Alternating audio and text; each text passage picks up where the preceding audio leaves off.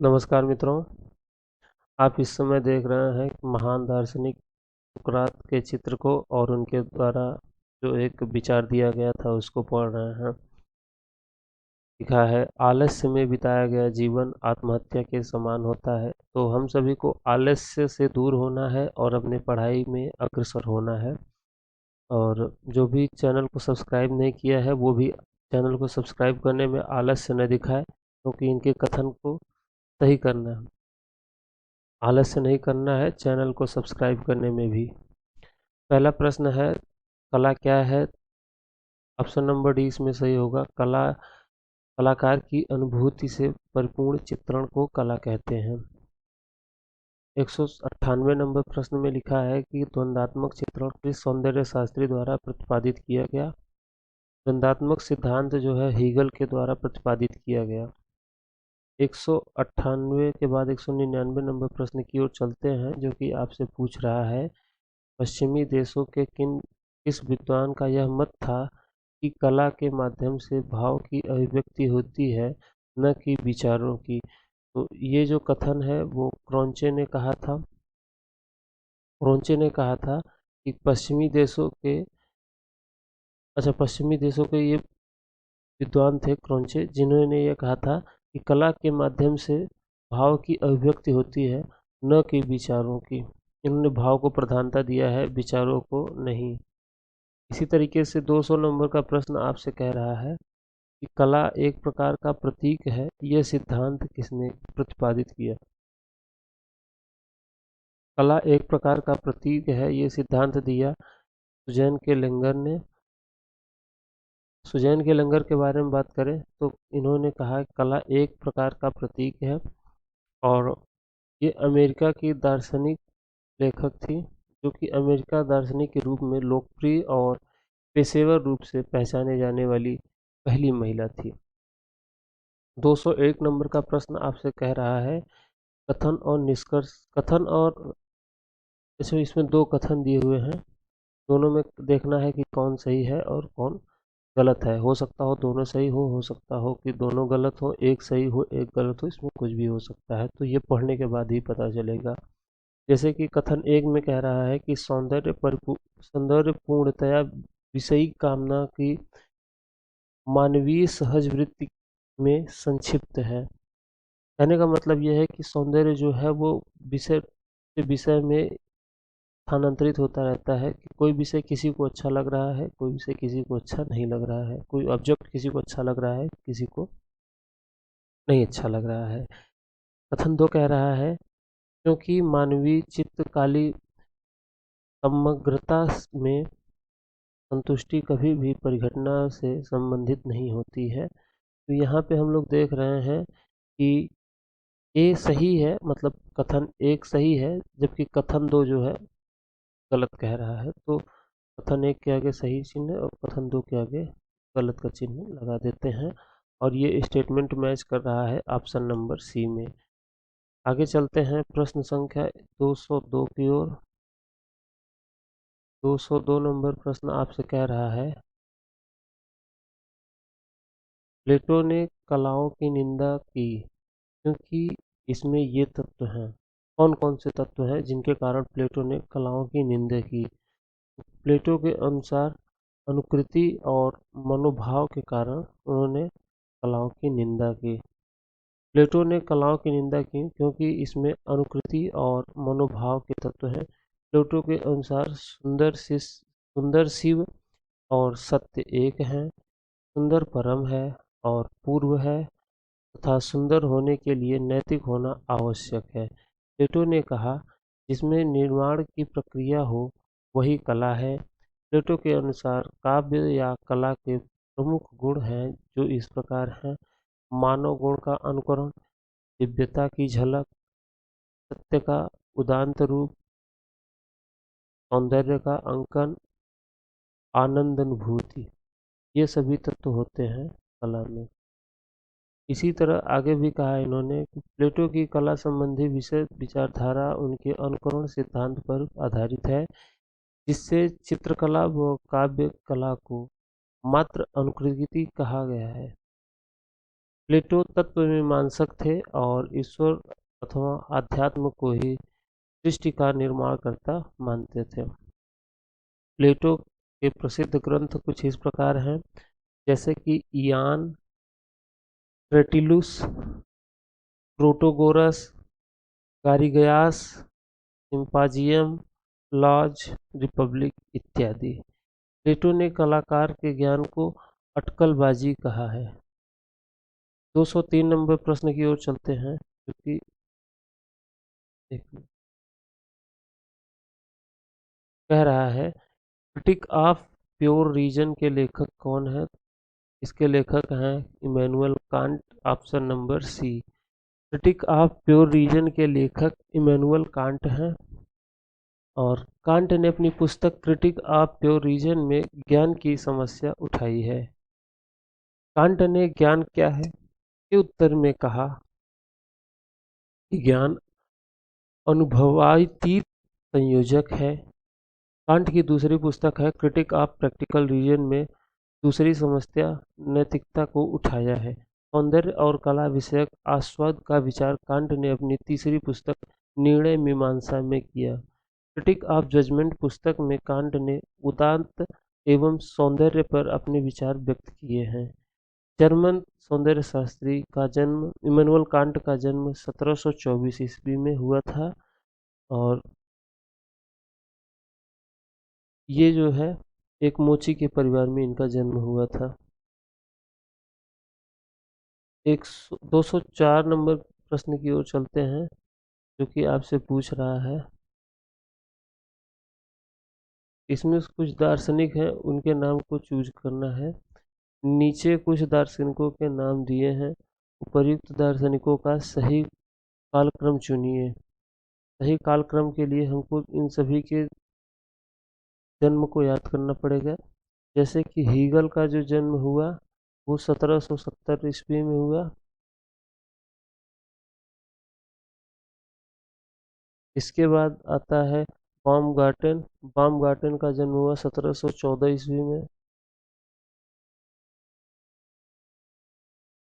इसके बाद आते हैं आपके क्रोंचे, 1752 ईस्वी में।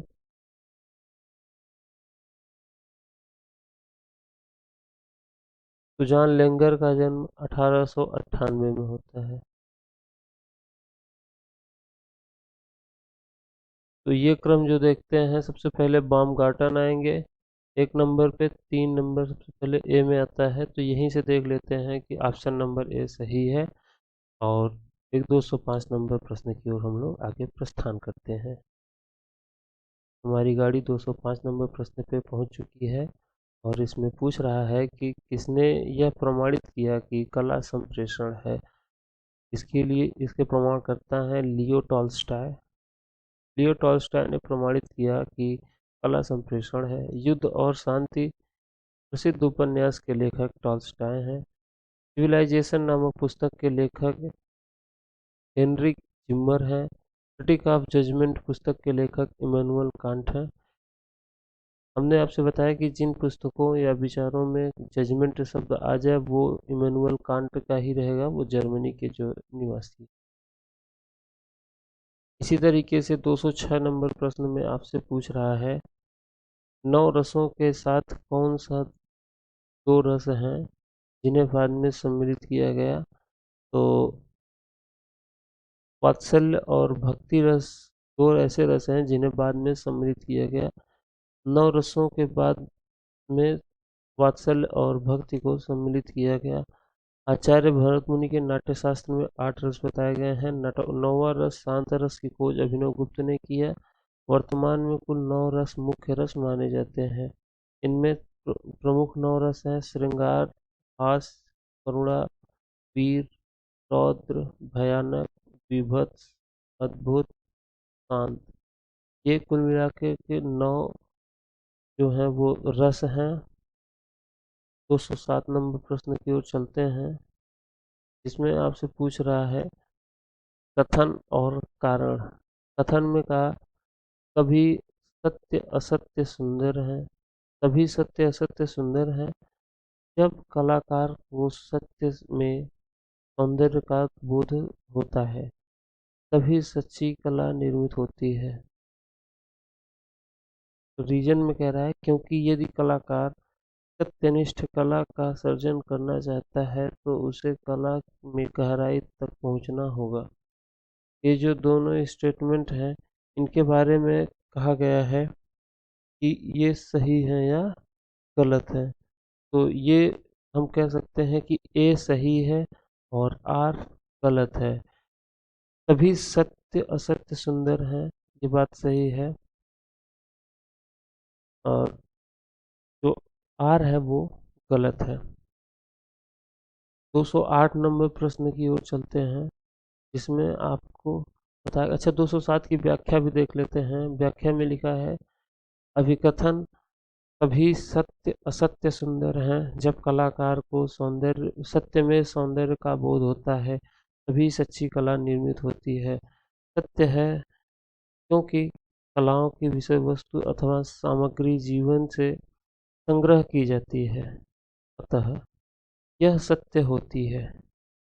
उसमें जीवन के कल्याण की भावना एवं सामाजिक समस्याओं का समाधान छिपा होता है, जिससे यह शिव होती है।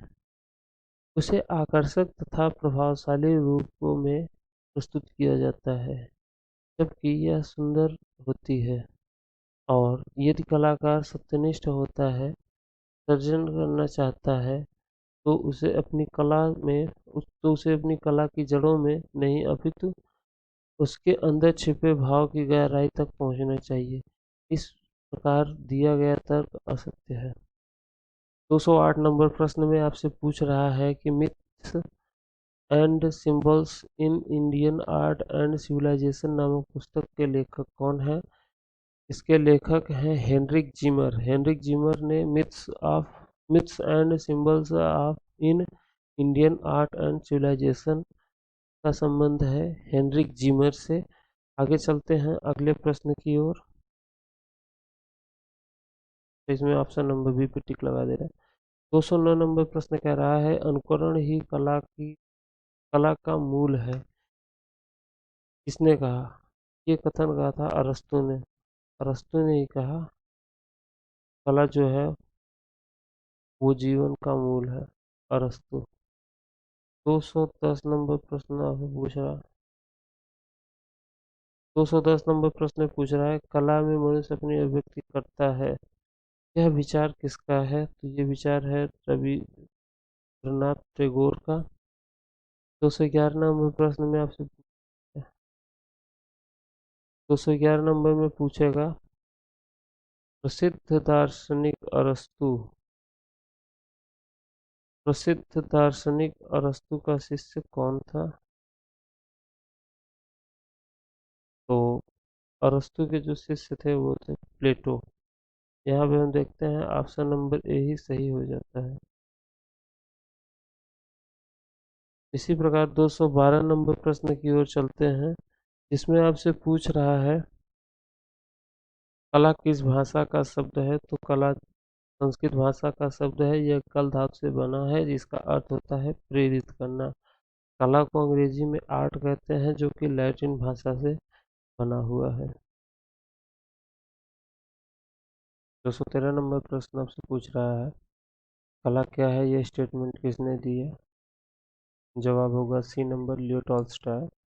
214 नंबर प्रश्न में कहा है, कला द्वारा मनुष्य अपनी अभिव्यक्ति करता है, यह विचार किसका है। ऑप्शन नंबर इसका सही जवाब होगा रविन्द्रनाथ टैगोर। के बाद 215 नंबर प्रश्न की ओर चलते हैं, जिसमें आपसे पूछ रहा है, इनमें से कौन हंगेरियन क्रिटिक है।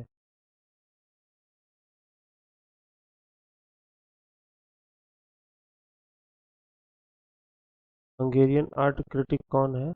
इसका जवाब हो जाएगा ऑप्शन नंबर डी, फेरिक कॉन्जिंस्की जो है हंगेरियन आर्ट क्रिटिक है। स्टेटमेंट ये है कि कला एक अभिव्यक्ति है, इसने कहा। जवाब होगा ऑप्शन नंबर बी, क्रोंचे। क्रोंचे इटली के आत्मवादी दार्शनिक थे। 217 नंबर प्रश्न कह रहा है, प्रिंसिपल ऑफ आर्ट पुस्तक किसने लिखी। जवाब हो जाएगा प्रोफेसर कलिंग वुड ने लिखा प्रिंसिपल्स ऑफ आर्ट। इसी के साथ अगले प्रश्न की ओर चलते हैं। प्लेटो द्वारा लिखित ग्रंथ कौन सी है? प्लेटो द्वारा लिखित ग्रंथ है सिम्पोजियम। ऑप्शन नंबर इसका सही जवाब हो जाएगा। 219 नंबर प्रश्न की ओर चलते हैं।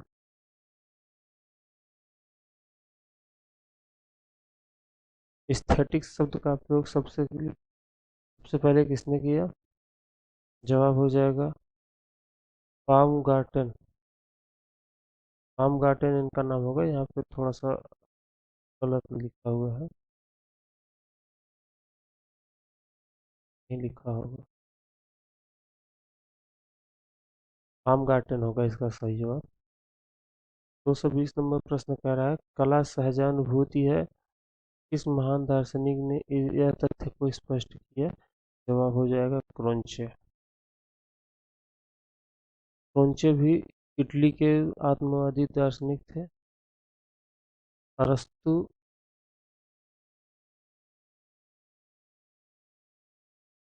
अरस्तु ने कला को क्या कहा? जवाब हो जाएगा प्रकृति की नकल। भारतीय सौंदर्य शास्त्र में रस की भुक्ति होती है, यह सिद्धांत दिया भट्टनायक ने। 223 नंबर प्रश्न आपसे कह रहा है पाश्चात्य सौंदर्य शास्त्र के अनुकृति सिद्धांत के प्रणेता कौन है? तो जवाब हो जाएगा अरिस्टोटिल। अरिस्टोटिल का नाम अरस्तु है। अगले पेज में चलते हैं। आपसे पूछ रहा है पाश्चात्य सौंदर्य शास्त्र में उदांत का सिद्धांत किसने प्रतिपादित किया? तो इसका जवाब हो जाएगा लुजाइनस ने। यहाँ पे ऑप्शन नंबर बी जो इसका सही जवाब हो जाएगा। 225 नंबर प्रश्न पूछ रहा है पाश्चात्य सौंदर्य शास्त्र में सहजानुभूति का सिद्धांत किसने प्रतिपादित किया? जवाब हो जाएगा क्रोंचे। ऑप्शन नंबर बी इसका सही जवाब हो जाएगा। इसी के साथ अगले प्रश्न की ओर चलते हैं। 226 नंबर पे जो कि आपसे कह रहा है भारतीय सौंदर्य शास्त्र के अनुसार रस कला की आत्मा है, यह कथन किसने कहा? ऑप्शन नंबर सी अभिनव गुप्त। 228 नंबर प्रश्न आपसे पूछ रहा है ललित कला का तर्कसंगत वर्गीकरण किसने किया? ऑप्शन नंबर 20 का सही जवाब हो जाएगा हेगल। हेगल ने ललित कला का सर्वप्रथम तर्कसंगत वर्गीकरण किया। उसके बाद चलते हैं 229 नंबर प्रश्न की ओर।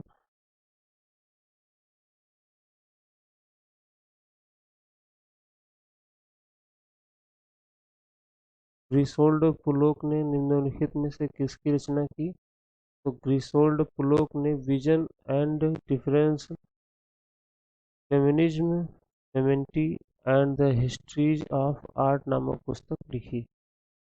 इसी तरीके से 230 नंबर प्रश्न की ओर चलते हैं जिसमें कह रहा है स्टेटमेंट और रीजनिंग में आ गया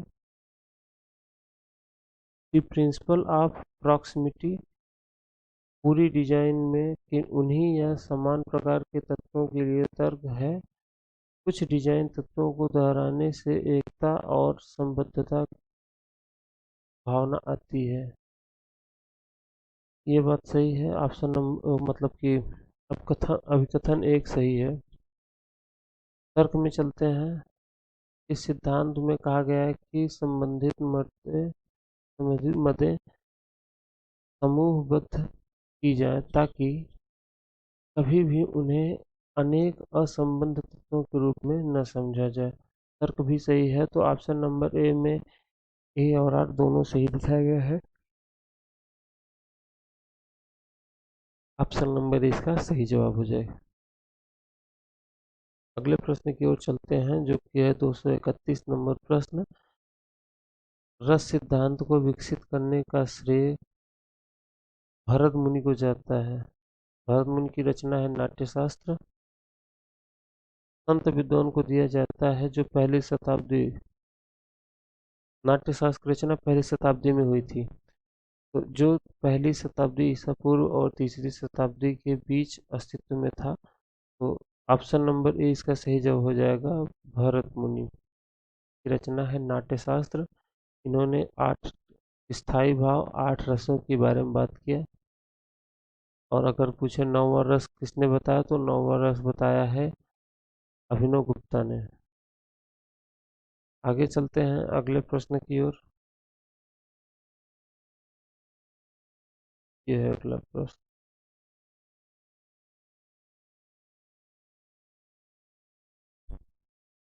इस दार्शनिक ने सौंदर्य के बारे में केवल कला सही अर्थों में सौंदर्य की अभिव्यंजना है ये स्टेटमेंट दिया। ऑप्शन नंबर इसका सही जवाब हो जाएगा हीगेल। 238 नंबर प्रश्न की ओर चलते हैं, जो कि आपसे पूछ रहा है अभिनव गुप्त। एक मिनट।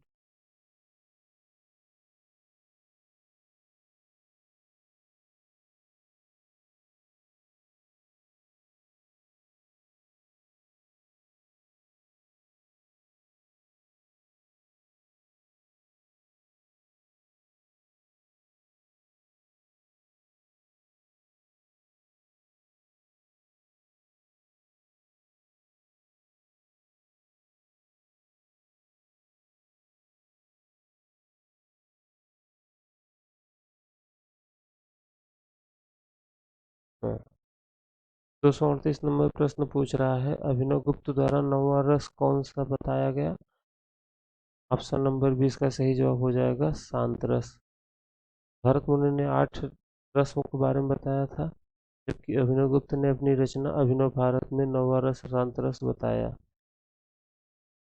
239 नंबर प्रश्न पूछ रहा है कि इनमें कौन सा शब्द 8 रसों में से नहीं है। 8 रसों में आपका आ जाता है श्रृंगार रस, हास्य रस, वीर रस।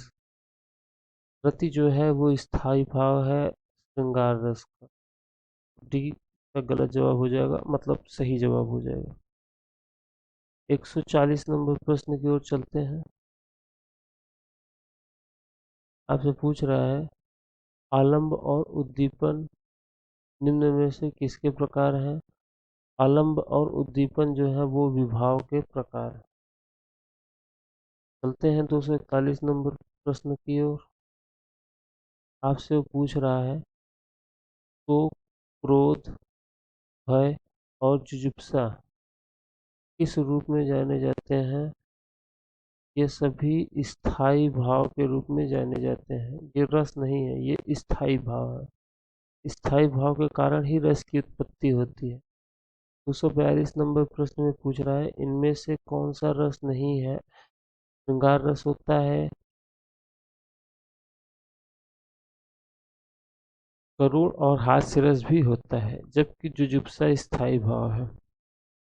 ये इसका गलत जवाब हो जाए, मतलब इस प्रश्न के लिए सही जवाब हो जाए। 243 नंबर प्रश्न में कह रहा है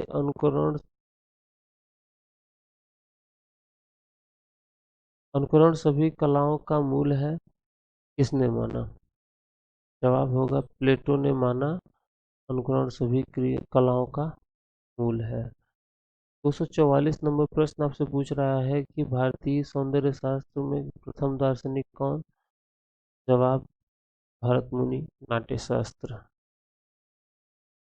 अगले प्रश्न की ओर चलते हैं, जो कि है 245 नंबर प्रश्न। और इसमें कहा है सौंदर्य शास्त्र के अनुसार भाव कितने होते हैं। तो सौंदर्य शास्त्र के अनुसार भावों की संख्या 8 बताई गई है। अब चलते हैं अगले प्रश्न की ओर।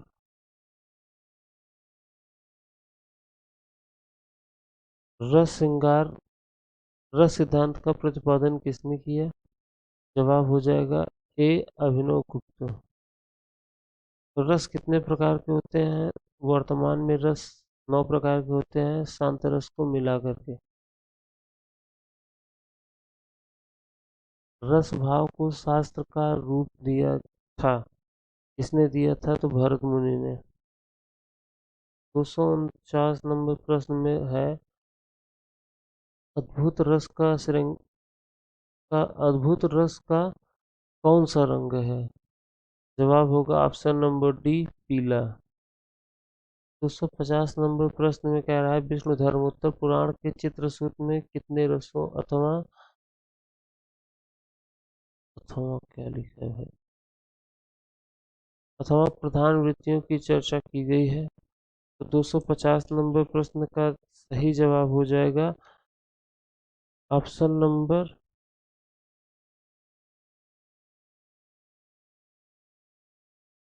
सी, 9। विष्णु धर्मोत्तर पुराण में 9 रसों के बारे में बताया गया है, जो कि ऑप्शन नंबर सी में दिखाया गया है। 251 नंबर प्रश्न की ओर चलते हैं। रस का प्रमुख स्रोत क्या है? रस का प्रमुख स्रोत नाट्य है।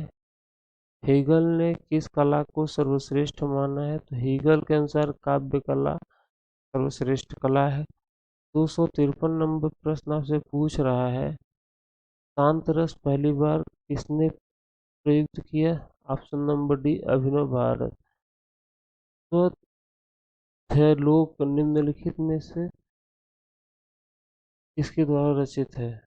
ऑप्शन नंबर बी, आनंद वर्मन।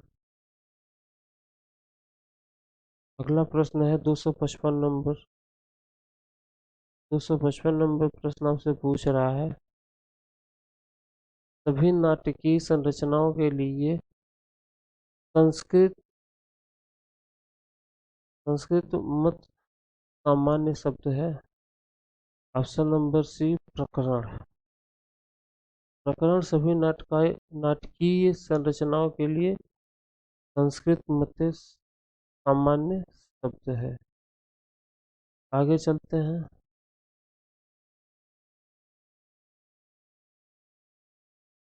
अच्छा, आज के लिए इतना है। मिलते हैं फिर अगले वीडियो में। तब तक के लिए धन्यवाद।